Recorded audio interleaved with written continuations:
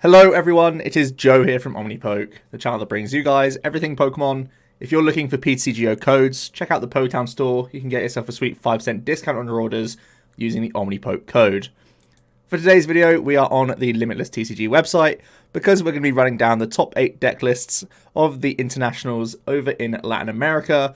I've literally just got back in the house and I was commentating this tournament. I've got the hat to prove it. I've got a million things to do today, so I'm going to try and make this brief, but I definitely do want to go over the best finishers of the tournament. It was an over 700 master event, and it was Robin Schultz who was able to take the win with Ability Zard. I'll also be running down all of the day 2 decks in a beautiful CCG pie chart as well. So let's talk about Robin's 60, and really less is more with Robin's list. He didn't make many big changes from what we've already known about Ability Zard up until this point. So it seems more so that this archetype has just become better positioned more recently, or at least to kick off the tournament, because it can just do, it has 1-hit KO potential with Double Blaze, and it has additional 1-hit KO potential now with Jumping Balloon. I think this is actually a big deal, having a big 3 energy attacker that can close the game is really something the deck's kind of been yearning for. We've tried to have it previously with things like the non-GX Blacephalon with a bunch of fire crystals. That's obviously hideously inconsistent and can make you horrible against Reset Stamp and makes your Dead changes worse. So having a low puff in here for Jumping Balloon is just really, really huge. It means that once the initial Reshizard goes down, you do the 300 damage GX attack, and you still have fuel to get you through the late game. I think that was one of the things that this archetype sometimes struggled with. If you didn't get enough energies in your discard pile early for Victini Prism for whatever reason, now we have a good backup rather than just, trying to set up 2 shots. Because 2 shots are horrible in this metagame because Malolana is in a lot of archetypes right now. It's definitely played in Mewtwo, it's definitely played in ADP, and it's played in a bunch of other stuff as well. So 2-shotting is nonsense, and Robin chose a list that had great 1-hit KO potential, even more so thanks to this card as well. So yeah, really, really nice one-of attacker. Really the only change to the Pokemon line outside of adding in a Ditto for the 3rd Vulpix slot and having a Zeb Striker so that you can pretty much body control decks and also give yourself a bit of an out against Reset Stamp. Another previous criticism of this archetype for sure is that you just get stamped and lose. Now that people have moved over to Great Catcher, having a 1-1 Zebra line in lists is actually super busted because it rarely gets picked off unless you're up against opposing Ninetales or Greens decks that are playing customs. But even them having to custom up the Zeb Striker can really harm a prize race, as you will know with Reshizard. If you're not dealing with energy cards, you can fall prey to Heatran GX or Turtonator. So, yeah, the Zebra as a one-of is much safer now, just in general matchups than previously. So it's a super good card to have in the list. It just means that when you do get stamped to like 3, you can play whatever you can, sprint, and still have Stellar Wish on the back end of the sprint to hopefully get you over the line, get your last welder, etc. For the game. So Zebra, a great control tech and just good for stamp, and is much better now that customs are less prevalent, only really featuring in a handful of Greens decks. Even then, not every Greens list is playing customs. A lot of them are just playing greats anyway. For item cards and trainers, he's still very high on the hearth, but I do really like the addition of 1 Fiery Flint. It seems really good, especially because Chaotic Swell is so strong. Honestly, I could see us upping the Flint to a 2 count, because ADP has, come out in full force. It was the most popular deck in day 1. It was the most popular deck in day 2, and it made 2 top 8 placements, which equals the highest number of any deck in top 8. So it was a really, really popular deck and really successful deck. It won juniors, got 2nd in seniors. So having answers to Swell is going to be important. So I think Fiery Flint might be a card that we see upping in Ability Zard going forward. As good as Giant Hearth is, it just makes you so sad when you can't when you can't put this into play because of Swell. So I could honestly see this going to like a 2-2 split. I think it's actually that important. Everything else is pretty straightforward.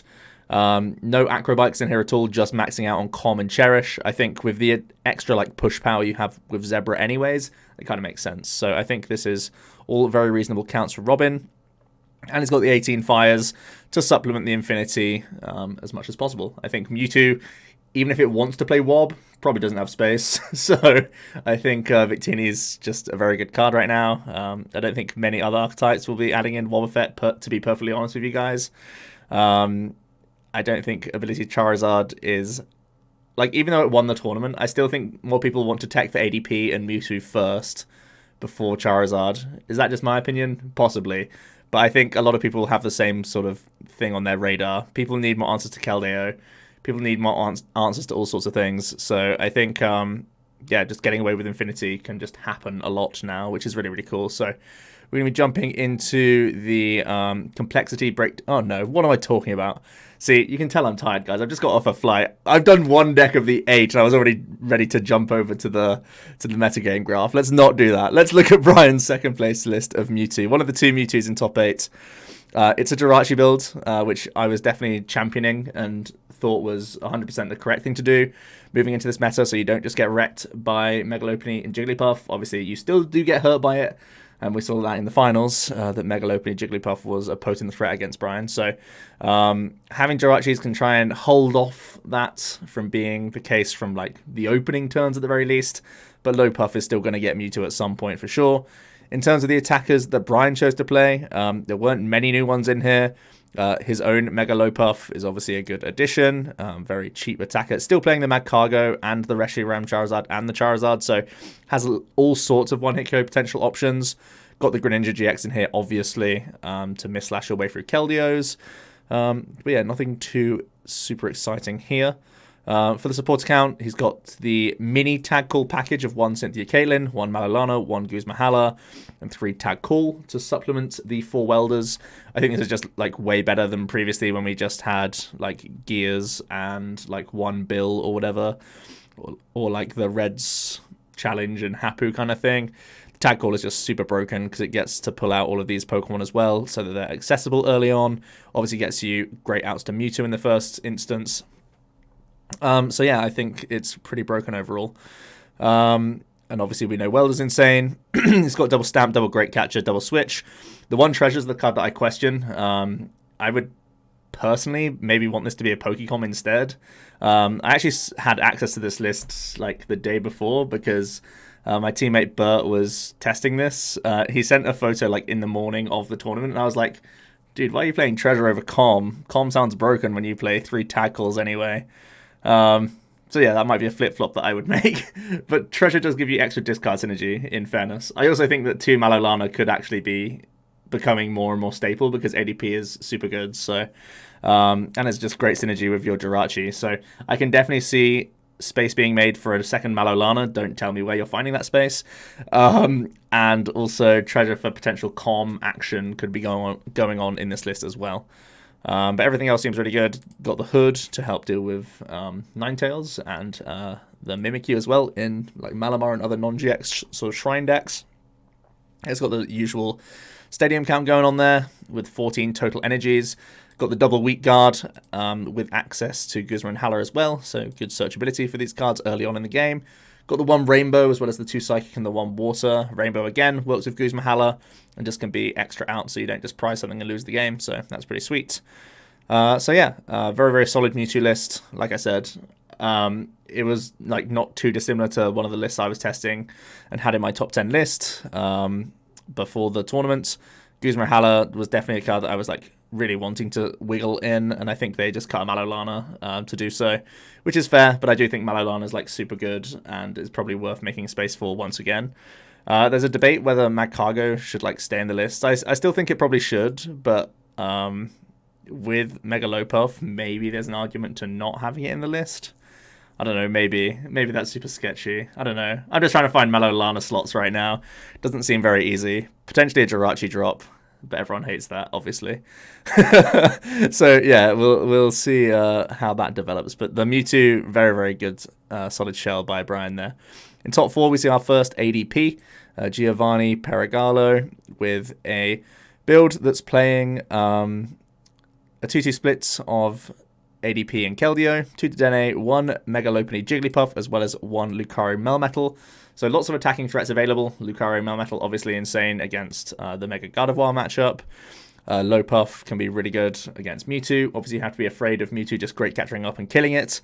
But it can put a shift in, and in mirror matches, this can be surprisingly powerful as long as they're playing the Dene engine on their own end.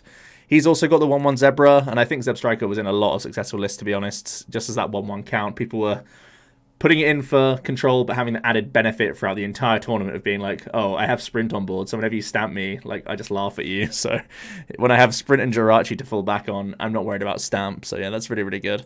It's got the Dramper, so you can have, it's a good mirror match tech and just good against the Denes in every matchup in general. A Fione with Whirlpool Suction gives you a bit of extra gusting. Very good against Dole decks in particular. Very good against Pidgeotto, but also good for just being like a searchable gust. Sometimes it's enough to close the game without needing a great catcher. This is also very heavy on the tag call engine. It's got the 4 Cynthia, 3 Cynthia Caitlyn, 2 Malolana, 2 tag calls. Honestly, I could see there being an argument for an extra tag call going in here.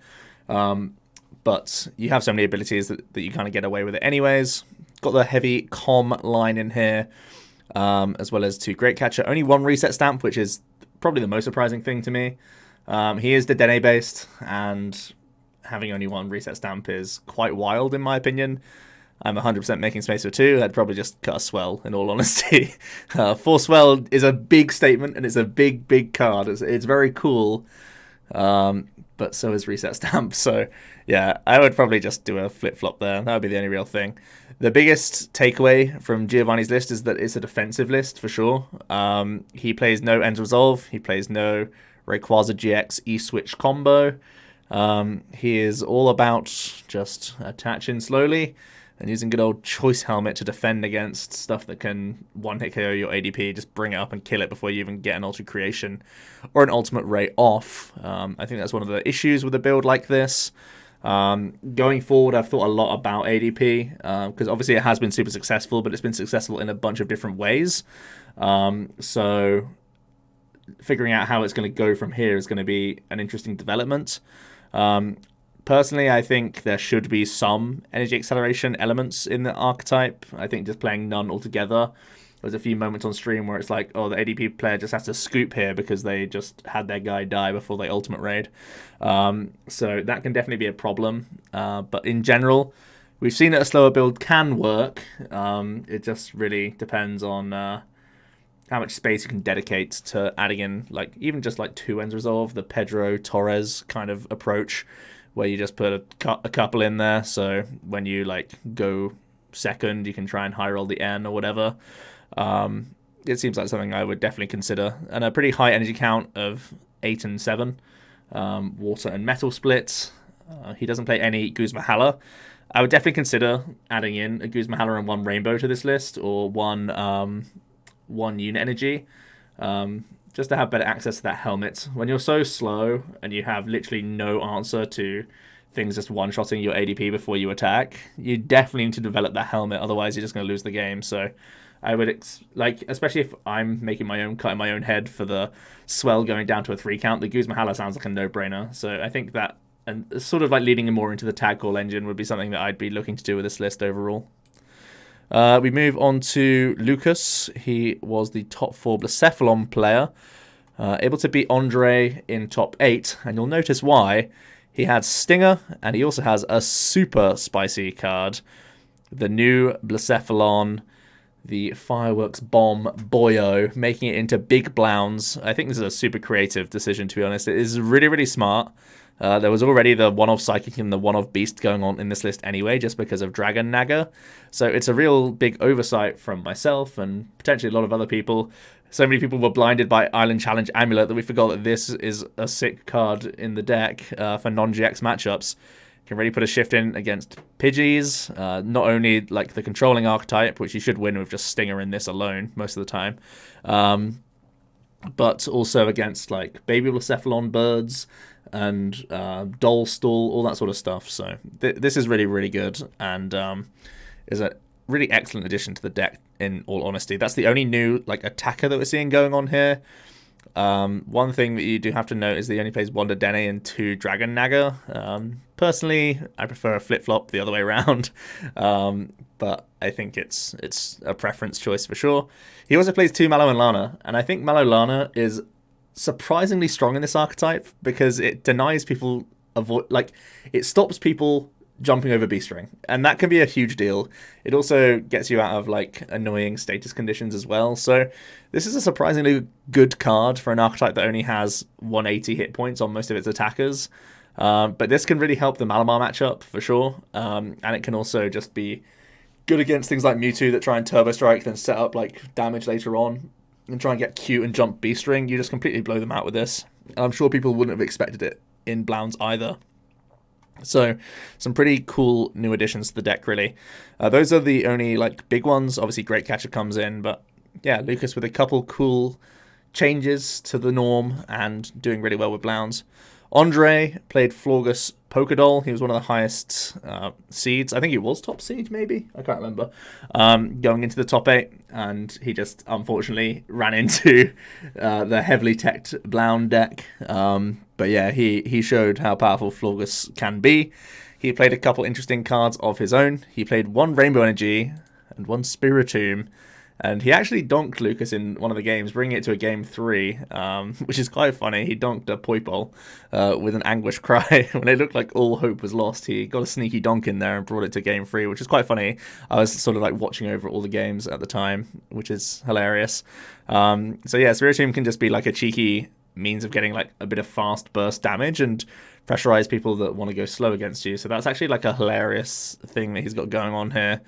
He's also got the Latios GX. He can use Clear Vision to try and protect around some very, very scary GX attacks. We know that Espeon Deoxys is one that Florgus doesn't want to deal with ever. So sacking the 2 prizes on this is much better than sacking like the board worth of prizes, because Florgus is your win condition. So yeah, everything else Pokemon-wise pretty straightforward. He's playing Elms and Stevens, also the Lucamine package for Bellelba. Nothing else too out of the norm for this archetype. So yeah, I think the Latios and the Spiritomb and the 1 Energy are really the only like standout cards that you see here. Even though they are one-offs, obviously you're going to try and Stevens them out all the time. But yeah, Andre had a crazy good run, showed us how annoying and potent Florgus dolls are. So yeah, that's a worry. Quick note on Gustavo's list. Obviously I got to see him play a few games. It's really similar to the DDG approach with the Naganadel Guzzlord as like the main attacking presence. Obviously Gustavo with mainly Garchomp Giratina tag team as the attackers. It did play 1 Naga Guzz. With the Chomptina, obviously you have access to Green's engine rather than the DDG guys who are just having Tag Call engine and a couple Bill's Analysis in there. So having the GGN guys meant that you have a better draw engine behind you, which is pretty cool. Rather than having B-String live, you just have Karate Belts instead to sort of make up for your energy acceleration. Potentially a little bit slower, but definitely comparable, I guess. They have similar approaches with either Karate Belt or Counter Game, whichever one you want. So yeah, that's pretty sweet overall. And Gustavo's list seemed very powerful to me. I think it also had Omastar in there to help out against controlling archetypes. It played like obviously heavy power plants. So that when you do use your Naga Guzz, you can power plant yourself and still have access to greens, which is pretty cute. So, yeah, overall, seeing this Mismagius Wombo combo deck stamping people, like whenever this deck goes first, it's a very, very scary deck to play against because you're working off a 4-card hand like straight away. It's like you've been let loose, really, whilst they've like accumulated a bunch of resources into their hand and they're pretty much good to go. And they'll basically stamp you to 1 always as well. So, yeah, a very interesting approach from WADA. I do think the pure Naga Guzz has a much better ADP matchup just on paper.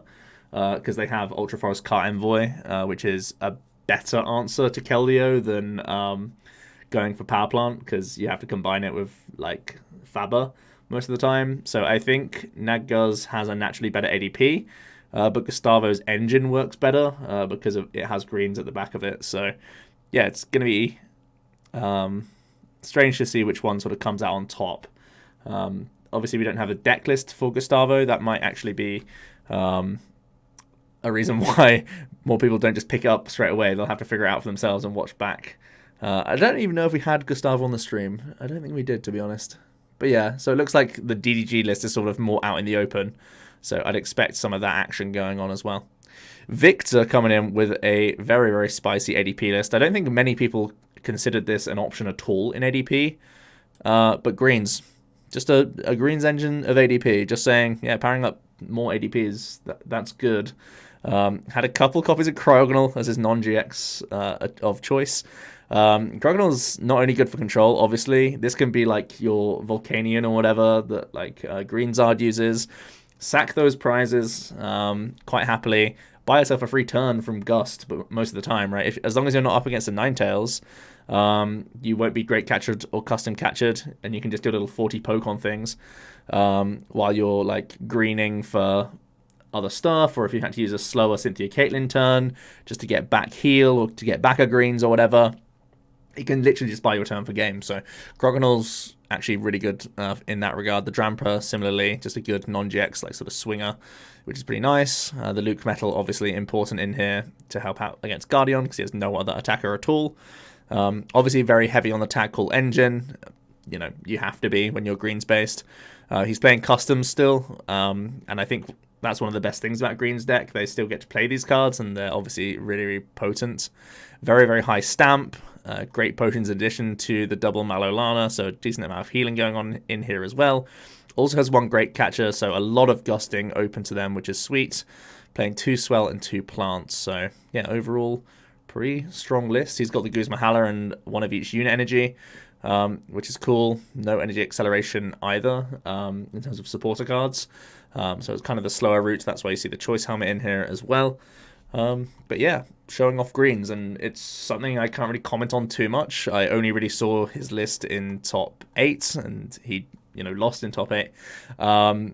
But he got there. He won a lot of games with this build, so exploring a greens-based engine of ADP is something that we're going to have to do, I guess. Because I guess this is one of the best decks that just says, like, okay, I've GX'd, I've Ultimate Raid onto my next ADP, and now I'm just looking for Gust for the rest of the game. That's all I need to do. Just need to find Gust, and I've won the game if you put down too many Denes. Pretty simple overall. We end up on Matthew's Mewtwo deck. Again, heavy Jirachi-based build. He made space for Breaks in Charizard, and I really don't think it's a card that I would make space for, personally. That's just me. I think that was the Pokemon that jumped out at me like immediately as I looked at this list. I was like, that's a space I want to make for myself. Because he's not playing Reshizard, and he's not playing Magcargo, and I was like, they sound way more important than this card. So yeah, that's just my personal opinion. Heavy on the Guzmahala, 2 copies as well as 2 Malolana. Not playing any copies of the Cynthia Caitlyn, just cutting out the middleman and going straight to these guys, which is interesting. Heavy Acrobike engine in addition to Jirachi for some dig potential. To make it easier for him to find welders, which is nice, and having extra discard synergy, because you can see he's cut the treasures or whatever. So yeah, just Acrobike, Cherish Ball, Tag Call. 3 great catcher as well as 2 stamp, which is nice. Got the stealthy hood going on. Yeah, pretty reasonable overall. I think the only thing that I want to change straight away is the Breaksard, just immediately. Also, seeing a push to Rainbow Energies is much safer now that Pikarom seems much less powerful. I don't know, maybe Pikarom can bounce back, but it had a pretty terrible tournament, to be honest. So playing Rainbows is a lot safer. There are a few other attacks that still punish you going down to 260 hit points, but a lot of the time it's fine. So having a Guzmahala Rainbow Energy package can be pretty sweet overall. So yeah, that's the top 8. Now we can jump over to complexity and look at the popularity of decks in day 2. There's a full article sort of breakdown thing that we have here with some fun facts in there as well. So be sure to check out the Facebook page, Complexity Card Gaming Pokemon. But yeah, the overall story, ADP, super popular. And so ADP and Mewtwo were the 2 most popular decks in day 1, but they also converted pretty solidly. So yeah, they seem to be some of the top contenders right now. Pidgeotto obviously was again super hyped and also had a good chunk of day 2 placements. Abilities are doing well. The non-GX Pidgeotto Blounds also did very, very well. This was an archetype that I thought was in a good meta placement. As long as you avoided Mewtwo often enough, it was fine. Or as long as you could deal with the Mewtwo before they got the high roll of SBDO and 2 Wells and whatever, you were fine against that matchup. And I think Manuel, who got 9th, I actually think he had the best deck in the room. I think adding Lily's Pokédoll to Bird Blounds was the most nuts thing. I think it's bananas good. I really, really think it's crazy, crazy strong. Giving yourself just more time with that deck is brutal. So I think Bird Blounds, like, still being kept in check by Mewtwo, sure. But I think it's something that I've got in my head as like, this is probably pretty nutty. And honestly, he was unlucky to not make top 8. Literally just on resistance. Mali, Guardian, these were super popular decks, and they did overall pretty trash. Like, really poor conversion. Don't be, like... Look at these other decks, even though they have like less percentages in terms of actual making it into day 2, but in terms of conversion, way better than these two decks. They did pretty poorly overall. I think Guardian was pretty much tech for by ADP by just adding in Luke Metal in a bunch of situations. Mali is just trash, so yeah, that's why they didn't do too well. Dolstall was picked up by Andre, who went pretty far. A couple Pikarom still made it, which is interesting to see. There's the Naga Guzzlord. So many strong players were piloting the deck. It's surprising to see such a low conversion, but both Jimmy and Eagle were like pretty much towards the top tables and had some bad beats here and there. So I think they could easily have made top 8 as well, both of them, to be honest. We see Breakzard, Nagquag, that Big Blown, a couple greens-based Blowns. Again, the greens-based Blowns, similar to the Big Blowns, they were playing the Psychic Energy and the... Fireworks Bomb. Is it Fireworks Bomb? The spread Psychic Baby Blown in there, which is really, really interesting, and helped out in a bunch of non-GX matchups. So Greens Blowns could also be reasonable. I think Pidgeotto overall is more consistent than the Greens Blowns, but we're seeing how strong that Psychic Baby Blown is in everything that isn't Malamar, basically, which is pretty cool. And then we have a few other bits and bobs here and there. Other builds of Charizard by the looks of things, and I think it was a Greenzard. Yeah, like a Greenzard and a straight Silvally deck as well, which is pretty bizarre. I didn't really get to see that list too much, but yeah, that is going to be the day 2 field. I think going forward, ADP and Mewtwo, obviously these are both kind of like flexible decks that can take some different directions, so I'm going to be looking at those in more detail over the next few days.